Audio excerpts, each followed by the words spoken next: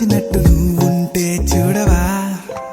మంచువాన నన్ను ముంచనంట, వాన విల్లు మీద ఇల్లు కట్టినెవ్వరంట.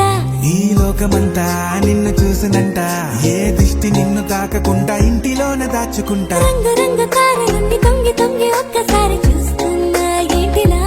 ఆ పైన లేని వెన్నెలంత నేల మీదకొచ్చినట్టు నువ్వుంటే